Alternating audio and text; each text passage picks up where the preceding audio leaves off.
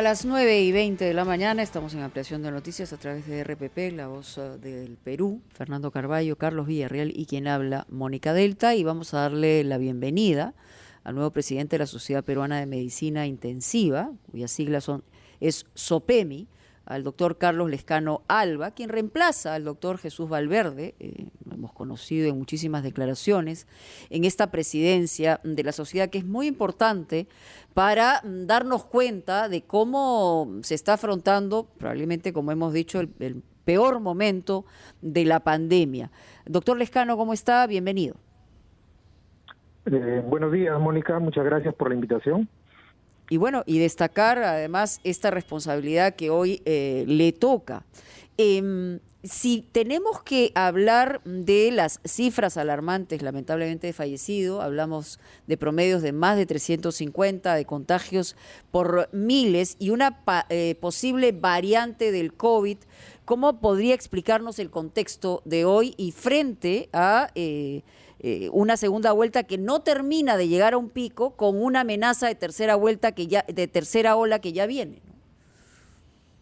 Sí, Mónica, en realidad estamos en una situación de catástrofe nacional con la cantidad de personas que están falleciendo a nivel nacional. Ya he mencionado las cifras oficiales, pero también nosotros conocemos las cifras extraoficiales de SINADEF, en donde tenemos ahí definitivamente un número mayor, que están bordeando alrededor de los 1.000 pacientes día de fallecidos, ¿no? Uh-huh. Es una situación alarmante en virtud a que la solución, desde nuestro punto de vista, no va necesariamente por el incremento de las llamadas camas UCI, concepto con el cual no estamos de acuerdo, porque para nosotros el concepto de cama UCI que se está manejando es un concepto inerte cuando no se está acompañando del personal especializado en medicina intensiva, en enfermería intensiva, ¿no? Además, no le vamos a ganar a la velocidad del contagio, eso es lo que usted también señala. Así es. Entonces, es muy importante entender que el enfoque que se debe hacer es aquel que evite que los pacientes requieran ir a cuidados intensivos, y esto empieza desde el nivel comunitario, ¿no? Detectar adecuadamente los casos, focalizar los casos, es por un punto. Por otro punto, acelerar el proceso de vacunación a nivel nacional. Sabemos que para que la vacuna tenga un impacto debemos de tener más o menos al 100% de la población objetiva con esta vacuna Sinopharm que se estaba utilizando, o al 80% con la vacuna de Pfizer. Y el otro aspecto importante también, cuando ya lamentablemente tenemos a las personas contagiadas, es evitar la polifarmacia, evitar la automedicación, evitar medicamentos que en vez de que contribuyan a ayudar al paciente que está infectado y con síntomas, terminan deteriorando, y eso nos preocupa también como médicos intensivistas, porque no solamente recibimos las consecuencias que produce el mismo coronavirus, sino probablemente también las consecuencias del mal manejo prehospitalario de estos pacientes, en donde también se debe tomar cartas en el asunto. Y ya a nivel hospitalario sabemos que existe un déficit también importante de camas hospitalarias, y ni qué decir de camas UCI. Entonces, creo que la solución no está en las manos de los médicos intensivistas, el personal de UCI, porque, como le dije, existe una brecha importante entre el personal especializado y la oferta que se está haciendo de cama de, entre comillas, cuidados intensivos, ¿no? De acuerdo, si hemos comprendido bien lo que nos ha explicado usted, es que la cama, si no está vinculada a médicos intensivistas y otros profesionales, no sirve por sí misma. Se necesita personal. Sin embargo, hay el dato sorprendente, por ejemplo, que viene de Iquitos, en donde se dice que hay camas UCI libre a horas. ¿Cómo interpreta usted el hecho de que en una región que ha sufrido tanto como Iquitos, en este momento haya bajado el número de infectados graves que requieren ser puestos en una cama UCI? Pero antes que nada, permítame, aunque con retraso, felicitarlo por su elección como presidente de la Sociedad de Medicina Intensiva, puesto que asume usted en circunstancias que sabemos sumamente graves. Sí, muchísimas gracias por la pregunta y por la felicitación. Todos sabemos que aquí a nivel del país estamos en la segunda ola.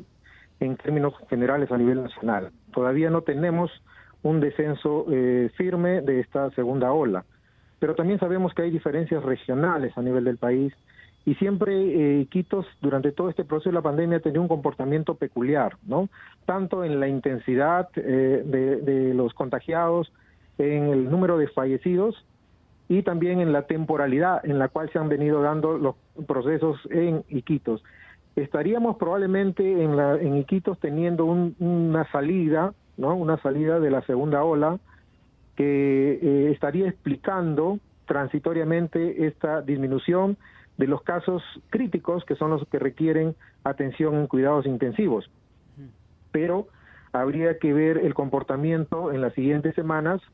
Esperemos que en realidad se sostenga este manifiesto que ha hecho el colega el doctor Celis de aquí a Iquitos, pero como le digo, prestemos mucha atención porque puede ser el proceso que nos diga más o menos hacia dónde vamos a ir posteriormente a nivel nacional y un incremento posterior que podría ya recién corresponderse a una tercera ola. No queremos que sea así, pero hay que estar atentos a ese comportamiento. Doctor Lezcano, buenos días. Buenos días, ¿cómo estás? ¿Se podría hacer un cálculo de el número de personas que están contagiadas, ¿no?, con COVID que prefieren no ir a un hospital y quedarse en casa? Porque justamente hemos leído reportes en el sentido de que el número, por ejemplo, de fallecidos en casa ha aumentado. ¿Se puede hacer una estimación al respecto? Más o menos yo creo que una forma de tratar de tener un aproximado de cuántas personas están falleciendo en casa y cuántas personas están falleciendo en un ambiente hospitalario es la diferencia que encontramos a nivel de reporte entre el MINSA y el SINADEF. Pero otro cálculo que se puede hacer es tener en cuenta que la letalidad de este virus está alrededor del 2 al 3% según reportes mundiales, ¿no? Lo que quiere decir que por cada muerto que nosotros reportamos diariamente, existe más o menos unas 50 veces de personas que están contagiadas, ¿no? Y sabemos, por ejemplo, si yo hablo de 400 personas que han fallecido un determinado día, yo multiplico 400 por 50, estoy hablando de más o menos 20.000 personas contagiadas correspondientes a esas 400 personas que han fallecido, y de ese universo de 20.000 personas, sabemos que más o menos un 20 a 25% son los que tienen la indicación de estar en un ambiente hospitalario porque van a requerir oxigenoterapia, que es la razón fundamental por la cual se acude al hospital, ¿no? Sí, señor. Entonces, más o menos tener esa proyección nos da la idea de cuántas camas tenemos a nivel nacional para recibir a los pacientes que requieren oxigenoterapia y cuánto es el déficit.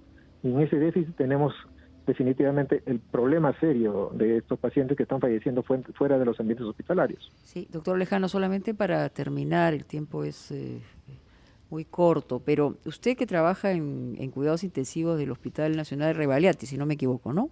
Así es. Ese es su centro de trabajo. ¿Ha cambiado la edad o el perfil de los pacientes que están en unidad de cuidados intensivos en esta última etapa de la segunda ola? Así es, Mónica. Tenemos también nosotros que el promedio de edad de los pacientes que estamos recibiendo en cuidados intensivos se ha reducido.